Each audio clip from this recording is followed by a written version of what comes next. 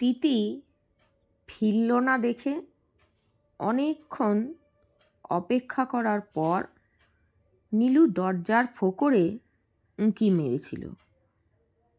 একটু পরে যখন মামা ভাগ্নে বেরিয়ে গেছে তখন সেও চত্বরে বেরিয়েছে। মামা ভাগ্নের ধাপ বেয়ে নেমে কোথায় গেল কে জানে। তখন নীলু নেমে এলো কেল্লা পাহাড় থেকে। তিতি কেন ফিরল না, মাথায় সেই ভাবনা।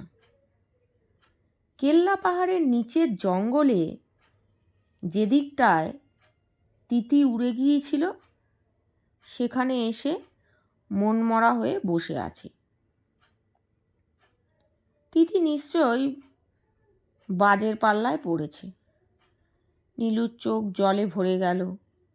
সে ঝর্ণার পাশে একটা পাথরের ওপর চুপচাপ বসে রইল। খিদে তেষ্টার কথা ভুলে গেল। কতক্ষণ পরে সে চমকে উঠেছে। পেছনে খসখস শব্দ করে কি আসছে।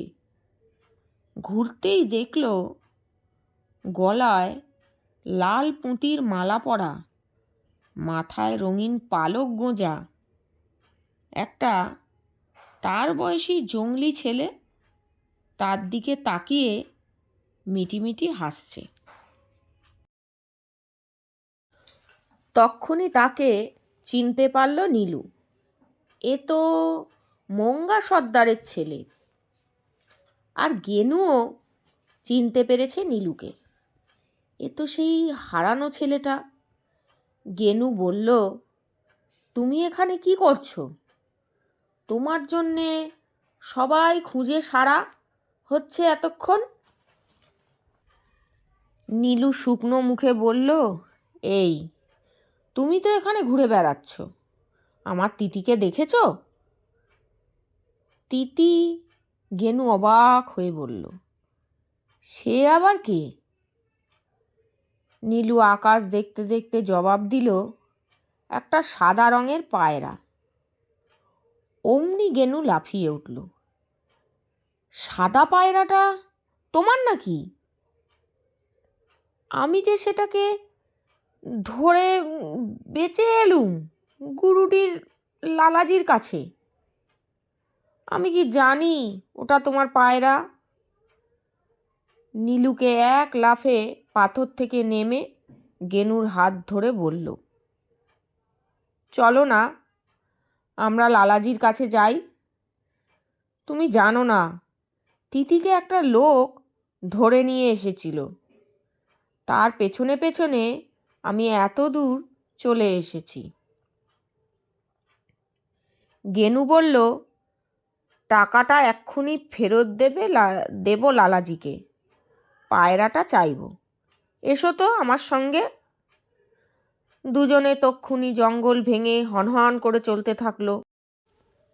পথে গেনু যা যা শুনেছে সব বলল নীলুকে। নীলুও তার সব কথা গেনুকে বলল। গেনু অবাক হয়ে গেল। নীলু বলল, টিহারির জঙ্গলটা চেনো তুমি? গেনু বলল, টিহারি? সে তো ওদিকে। আমি চিনি, পাকা রাস্তা চলে গেছে গাড্ডুর দিকে, মোটর গাড়ি চলে সব সময়।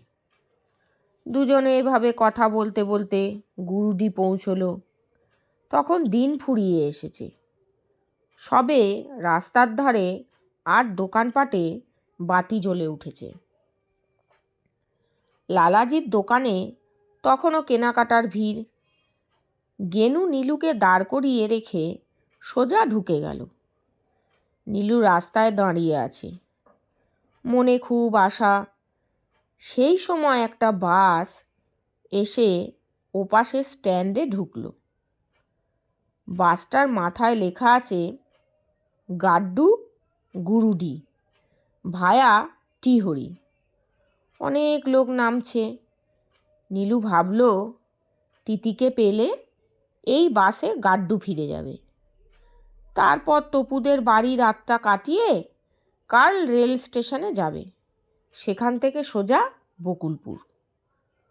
হঠাৎ সে দেখল বাস থেকে টপু আর বুবু নামছে। নীলু চেঁচিয়ে উঠল, টপু, বুবু! ওরা দৌড়ে এলো নীলুকে দেখতে পেয়ে। টপু বলল, তুমি এখানে আছো নীলু?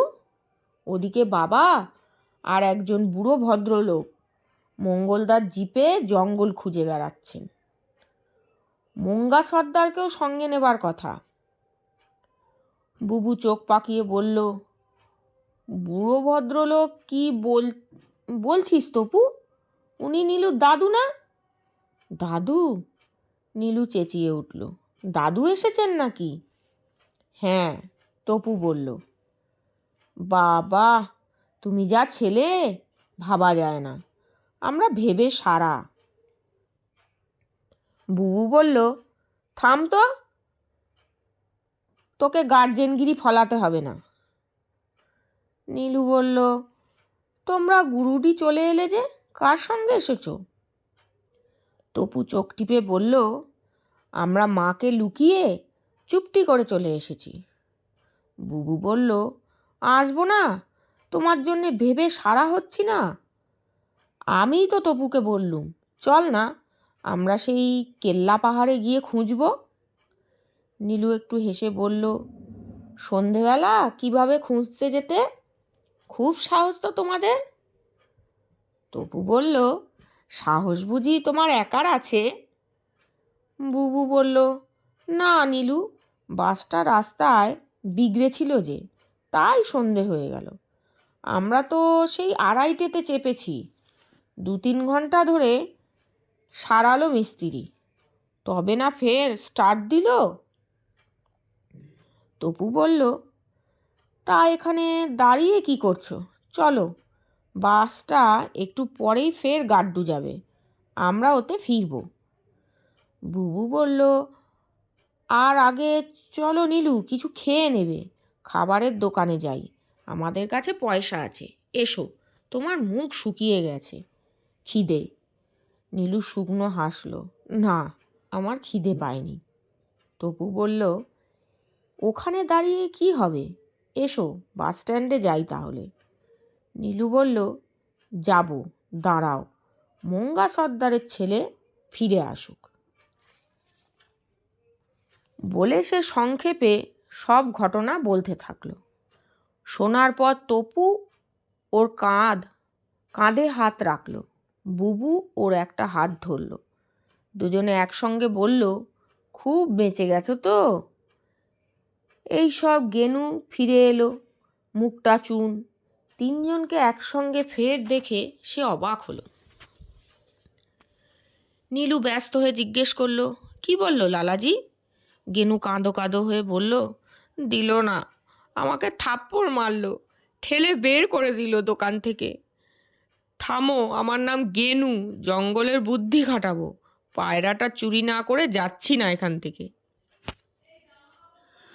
তপু বলল, কিভাবে চুরি করবে? কোথায় রেখেছে তিতিকে জানো? গেনু চোখ নাচিয়ে বলল, ওই তো দোতলায় পায়রার টং দেখা যাচ্ছে, ওখানেই পায়রার খাঁচা আছে। আমি জঙ্গলে কত উঁচু গাছে চড়তে পারি, ওই নল বেয়ে দোতলায় চলে যাব, তারপর দেখবে কি করি। তোমরা বরং কোথাও লুকিয়ে থাকো, দেখতে পেলে সন্দেহ করবে লালাজি। তবু বলল, লালাজি আমাদের চেনে নাকি? বরং এক কাজ করি, আমরা লালাজির কাছে যাই, গিয়ে খেলনা কেনার ছলে ওকে ভুলিয়ে রাখি। তুমি সেই সুযোগে পাইপ বেয়ে দোতলায় ওঠো, পেছনে বাগান আছে দেখছি, ওদিকে যাও, কেউ দেখতে পাবে না। ফিরে এসে তুমি শীষ দেবে, কেমন? লালাজি তিনজনকে দেখে খুব খাতির করে বলল, ক্রিকেট ব্যাট চাই নাকি ব্যাডমিন্টন? যাও যাও খোকা বাবুরা, ওই দেখো ওখানে কত সুন্দর সুন্দর ব্যাট আর র্যাকেট রয়েছে, খুব সস্তায় দেবো। আর ছোট্ট দিদিমণি, তোমার কি চাই? বুবু বলল, লালাজি, আপনার দোকানে ভলিবল নেই? আছে বই কি, তুমি ভলিবল খেলো বুঝি? হুম। ওরে, একে ভলিবল দে। যাও ছোট্ট দিদিমণি, ওদিকে যাও। তিনজনে খেলার সরঞ্জাম তো কিনতে ঢোকেনি, লালাজিকে ভুলিয়ে রাখতেই হবে, তাই গদিতে পা ঝুলিয়ে বসে পড়ল। লালাজি বলল, যাও ওখানে গিয়ে দেখো সব। নীলু বলল, লালাজি, আপনার দোকানে এয়ারগান নেই? আছে। তাও আছে। কিনবে একটা? কিনবো। তপু বলল, লালাজি, আপনার দোকানে খেলনার ট্রেন নেই? লালাজি বলল, আছে আছে, রেল লাইন শুদ্ধ আছে। বুবু বলল, লালাজি, আপনার দোকানে সেই পুতুল আছে, ঝমঝম করে নাচে আর হাততালি দেয়? আছে। লালাজি এবার বিরক্ত হয়ে বলল, তোমরা কিছু কিনবে না খালি আমায় বকিয়ে মারবে? তোমরা থাকো কোথায় বলো তো? তপু ঝটপট বলল, গাড্ডুতে। আমার বাবা ফরেস্ট অফিসার, অজয় রায়। লালাজি চোখ কপালে তুলে বলল, ওরে বাবা, তোমরা অজয়বাবুর ছেলে মেয়ে? বাহ বাহ বাহ। তোমার বাবা কেমন আছেন? ওরে গঞ্জু, সন্দেশ নিয়ে আয়। তা হ্যাঁ গো, তোমার বাবাও এসেছেন? কোথায় তিনি? বুবু বলল, পেট্রোল পাম্পে জিপে ডিজেল ভরতে গেছেন। লালাজি ব্যস্ত হয়ে উঠল, সন্দেশ আনতে দিল একটা লোককে, তারপর আপন মনে বলল, ধুচ্ছাই, ভৈরবটা এখনো ফিরল না কেন? তিনজনে চোখাচোখি করে হাসছিল। এতক্ষণ গেনু নিশ্চয়ই ছাদে চড়তে পেরেছে, কিন্তু তিতিকে ওখানেই রেখেছে তো লালাজি। নীলু আর চুপ করে থাকতে পারল না, বলল, লালাজি, তখন দেখলুম আপনার বাড়ির মাথায় পায়রার টং রয়েছে, আপনি বুঝি পায়রা পোষেন? লালাজি বললেন, হ্যাঁ, বলেই কেমন চোখে তাকালো নীলুর দিকে। তপু বলল, পায়রা? বাহ, আমারও পায়রা পুষতে ইচ্ছে করে লালাজি। লালাজি বলল, এ বয়সে পায়রা পায়রা করতে নেই। বুবু হেসে বলল, লালাজি, এক জাতের পায়রা আছে, সে নাকি কথা শোনে। সত্যি নাকি লালাজি? লালাজি যেন চমকে উঠল, তারপর বলল, আমি তেমন পায়রা কখনো দেখিনি ছোট্ট দিদিমণি, সব মিথ্যে কথা। মুখ ফসকে বুবু বলে উঠল, এই নীলুর একটা সাদা পায়রা ছিল। হ্যাঁ, বলে লালাজি নড়ে বসল। সাদা পায়রা? বেগতিক দেখে নীলু বলল, হ্যাঁ, কিন্তু সেটা বাজের মুখে মারা পড়েছে। তপু ফিক করে হেসে বলল, মারা পড়া কি সোজা? ভেবো না নীলু, তোমার পায়রা কবে না কবে ফিরে আসবে। লালাজির লোক সন্দেশ এনেছে, প্লেটগুলো এগিয়ে দিয়ে লালাজি বলল, সন্ধেবেলা পায়রা পায়রা করতে নেই, নাও খেয়ে ফেলো খোকা বাবুরা। ছোট্ট দিদিমণি, নাও, খেয়েতে তোমাদের যা সব পছন্দ বেছে নাও, ব্যাট, র্যাকেট, ভলিবল, যা যা নেবে নাও, ওগুলো তোমাদের উপহার দেব, বুঝলে তো? তোমরা ফরেস্ট অফিসারের ছেলে মেয়ে, তোমাদের উপহার না দেব তো কাদের দেব? ধূর্ত লালাজি হ্যাঁ হ্যাঁ করে হাসতে লাগলো। নীলু ও তপু চোখ তাকাতাকি করছিল। সন্দেশ খাওয়া উচিত হবে কি? কিন্তু বুবু চোখ টিপে হেসে খেতে শুরু করলো। দেখা দেখি ওরাও মুখে তুলল। আর নীলুর পেট তো খিদে চোচো করছিল। সন্দেশ খেয়ে জল খেয়ে তিনটেতে এবার উঠবে ভাবল। এতক্ষণ গেনু তিতিকে নিয়ে নিশ্চয়ই অপেক্ষা করছে বাইরে। কিন্তু সেই সময় বাড়ির ভেতর দিক থেকে একটা হট্টগোল শোনা গেল। তারপর কারা পেছনের দিকটায় চেঁচিয়ে উঠল, চোর চোর চোর! লালাজি লাফিয়ে উঠেছিল। একটা লোক পাশের দরজা থেকে বেরিয়ে বলল, লালাজি, লালাজি, আপনার পায়রা চুরি করতে ঢুকেছিল চোর, তাকে ধরে ফেলেছি। লালাজি গর্জে উঠলেন, নিয়ে আয় চোর বেটাকে, আমার সামনে নিয়ে আয়, দেখাচ্ছি মজা। দোকানের খদ্দেররা এদিকে দৌড়ে এসেছে। রাস্তায় লোকও জমে গেছে চেঁচামেচি শুনে। নীলু, তপু, বুবু বেগতিক দেখে দৌড়ে রাস্তায় নেমেছে। সর্বনাশ, বোকা জংলি ছেলেটা ধরা পড়ে গেল তাহলে। এদিকে লালাজিও নিশ্চয়ই এবার টের পেয়েছে নীলুরা কেন তার কাছে আড্ডা দিচ্ছিল। তপু বলল, চলো পালাই, বাসে গিয়ে উঠি, এরা দেখতে পাবে না। নীলু গোঁ ধরে বলল, না। রাস্তায় দাঁড়িয়ে ওরা দেখল গেনুর হাতে তিতি রয়েছে। লালাজি তার কান মলছে, থাপ্পড় মারছে, তবু পায়রাটা কেড়ে নিতে পারছে না। নীলু বলল, এসো তপু, বলেই সে দৌড়ে ফের দোকানে ঢুকলো। তার পেছন পেছন ঢুকলো তপু আর বুবুও।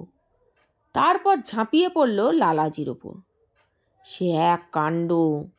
লালাজির ভুঁড়িতে বুবু কাতুকুতু দিচ্ছে, আর লালাজি হ্যাঁ হ্যাঁ করে হাসতে হাসতে কোণের দিকে সরে যাচ্ছে। কখনো বলছে, ওরে বাবা, মরে যাব, মরে যাব, খুব হয়েছে। আর লালাজির লোকেরা থমকে দাঁড়িয়ে পড়েছিল। এবার বুবুর দিকে যেতেই তপু একজনের পেটে ঢুঁ মারল। নীলুর অন্য অস্ত্র আছে, দাঁত, হ্যাঁ স্রেফ দাঁত। সে সামনে যাকে পাচ্ছে কামড়ে দিচ্ছে। লোকগুলো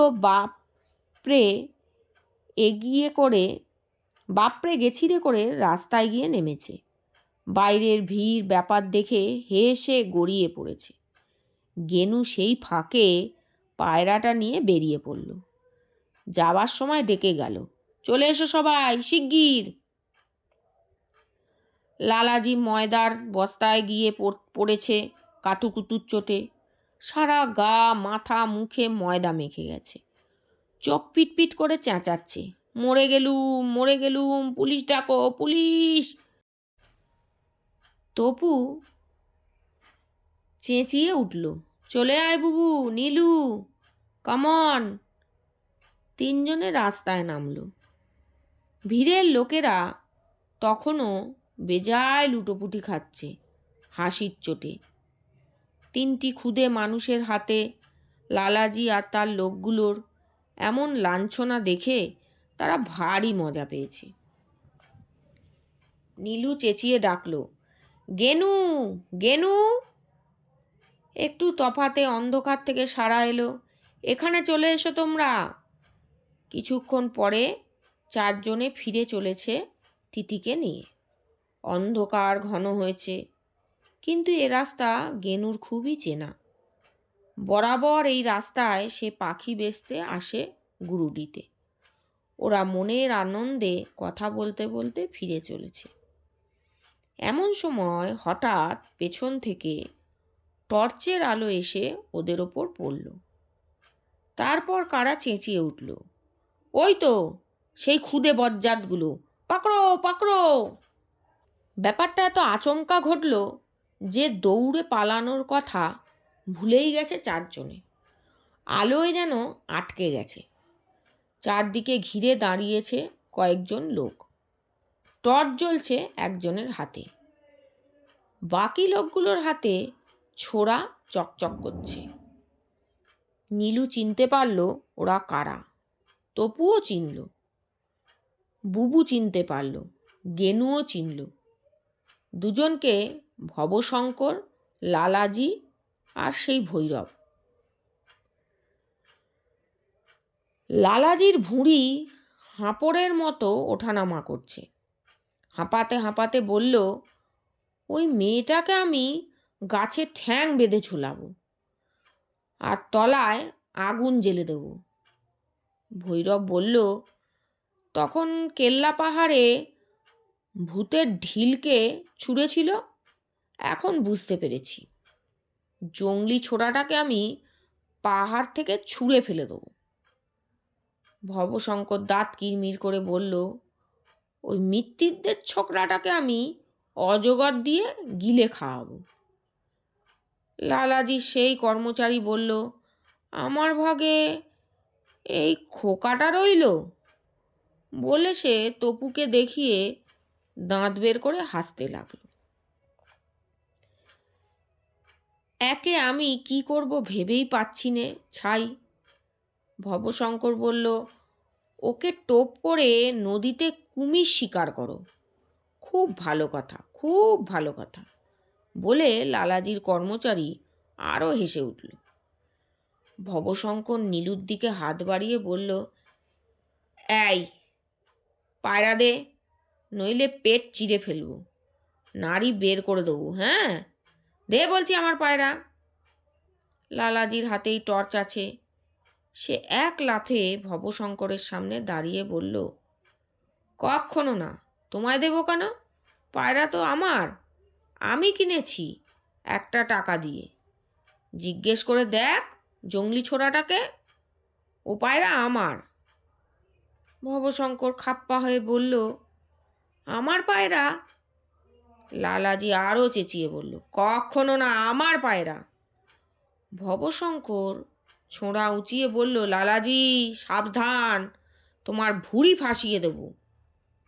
লালাজি বলল, কি এত বড় কথা? তবে রে বেটা। বলে খপ করে সে ভবশঙ্করের ছোড়া ধরা হাতটা ধরে ফেলল। টর্চটা পড়ে গেল তার হাত থেকে, কিন্তু নিভল না, সুইচ টেপা ছিল।